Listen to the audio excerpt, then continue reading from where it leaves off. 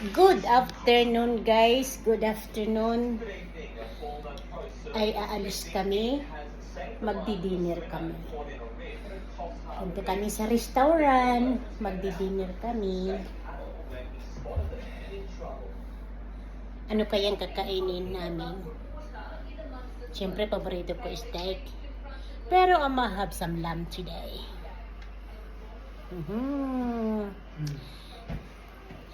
And my honey, he is getting ready. That's my honey there. He's getting ready. Let's go, honey.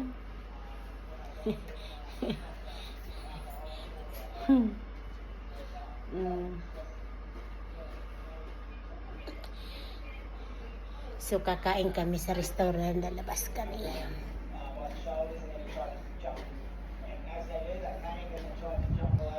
Kasi yun ang gawa namin kapag nasa holiday kami, kain lang ng kain. Kasi yun ang ano namin. Yan ang gusto ko. At maraming salamat sa panunood guys. Please like, share, and comment on my videos. Thank you so much. See you then, honey. Let's go. Bye.